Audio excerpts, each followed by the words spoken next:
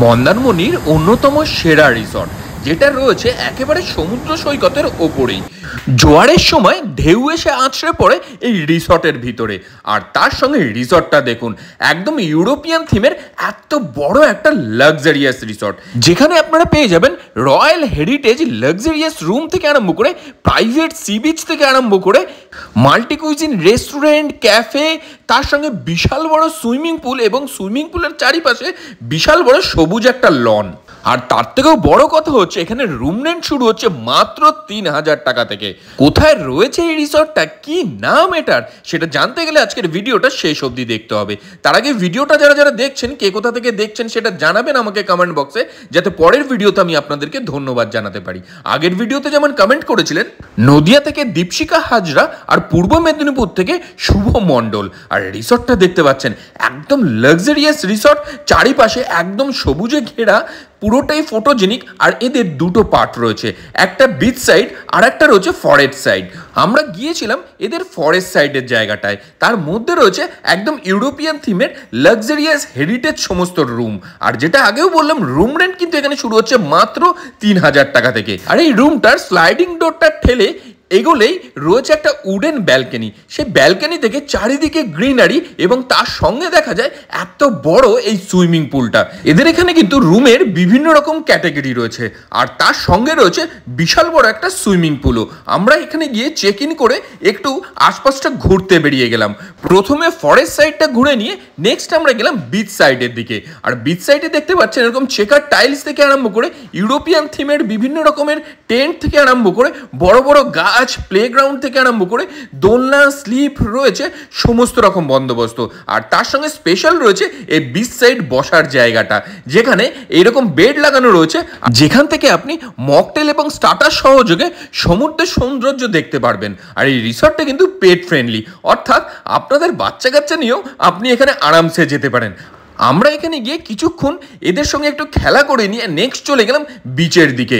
এই টাইমে ভাটা চলছিল, ওই জন্য সমুদ্রটা একটু পিছিয়ে গিয়েছিল, কিন্তু জোয়ারের টাইমে কিন্তু যে জায়গাগুলো বসার জায়গা, ওখানেই একদম জল চলে আসে। এছাড়াও এই রিসর্টের সামনেই রয়েছে বিভিন্ন রকমের ওয়াটার অ্যাক্টিভিটি, সেগুলোও এক্সপিরিয়েন্স করতে পারেন আপনারা।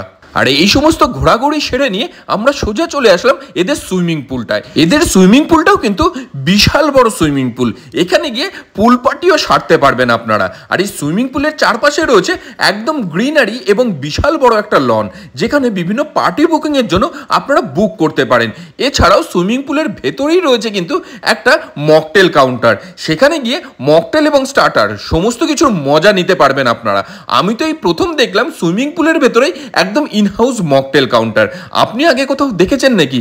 দেখে থাকলে কোথায় দেখেছেন সেটা জানাবেন আমাকে কমেন্ট বক্সে। আমি এখান থেকে রং বেরঙের কিছু মকটেল এবং তার সঙ্গে কিছু স্টার্টার্স ট্রাই করে নিলাম। বেশ কিছুক্ষণ সুইমিং পুলে কাটানোর পরে নেক্সট আমরা ফ্রেশ হয়ে চলে গেলাম এদের রেস্টুরেন্টের দিকে। রেস্টুরেন্টেও দেখতে পাচ্ছেন একদম চারিদিকে একটা হেরিটেজ লুক রয়েছে। আর তার সঙ্গে খাওয়া দাওয়ায় কি আর বলবো, সত্যি খাওয়া দাওয়াগুলো এখনো মুখে লেগে রয়েছে। আর এই রেস্টুরেন্ট থেকেই কিন্তু এদের লন থেকে আরম্ভ করে সুইমিং পুলের দারুণ একটা ভিউ আপনারা পেয়ে যাবেন। আর লাঞ্চে আমরা নিয়ে নিয়েছিলাম একদম গরম গরম ভাত, তার সঙ্গে ডাল, ঝুরি আলু ভাজা, তার সঙ্গে একটু লেবু মেখে নিয়ে সোজা মুখে চালান করে দিলাম। বাঙালির কমফোর্ট ফুড যাকে বলে, এই দিয়ে খাওয়াটা শুরু করলাম। এটা খেয়ে নিয়ে নেক্সট যেটা আমরা এখান থেকে ট্রাই করেছিলাম সেটা হচ্ছে আলু পোস্ত। আর এই আলু পোস্তর মধ্যে যারা আমার ভিডিও দেখেন তারা জানেন একটু গামাখা আলু পোস্তটা কিন্তু আমার বেশি ভালো লাগে। আপনার কেমন আলু পোস্ত ভালো লাগে জানাবেন আমাকে কমেন্ট বক্সে।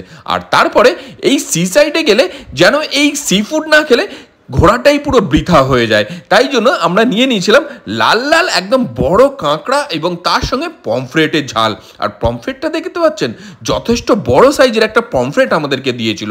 আর মাছটা কিন্তু একেবারেই ফ্রেশ ছিল, মোটামুটি হাতের তালুর আকারের এত বড় মাছ, তার সঙ্গে গামাখা গ্রেভি আর গরম গরম ভাত, সব কিছু মিলে জমে গেছে বলাই চলে।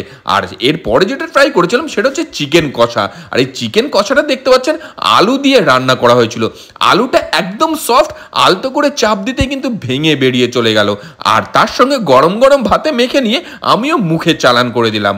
আর শেষ পাতে একটু মিষ্টি না হলে আবার বাঙালির খাবার সম্পূর্ণ হয় নাকি, শেষ পাতে আমরা নিয়ে নিয়েছিলাম এখান থেকে কালো জাম।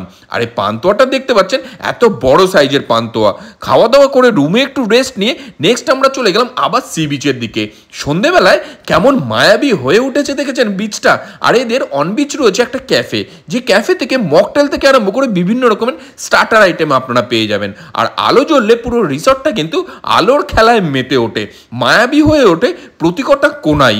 এখানে গেলে আপনার যেন বাড়ি ফিরে আসতেই ইচ্ছা করবে না, এত কাছে সমুদ্র আর তার সঙ্গে এত কম দামে এত ভালো খাবার এবং থাকার বন্দোবস্ত। আর বিশেষ করে এদের এই ইউরোপিয়ান থিম জায়গাটা, যেটার মধ্যে মডার্ন এবং পুরনো যুগের রাজবাড়ির একটা ছোঁয়া রয়েছে।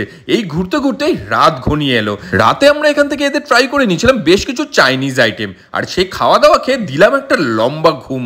সকাল দিতে না দিতেই ব্রেকফাস্ট আমাদের জন্য রেডি।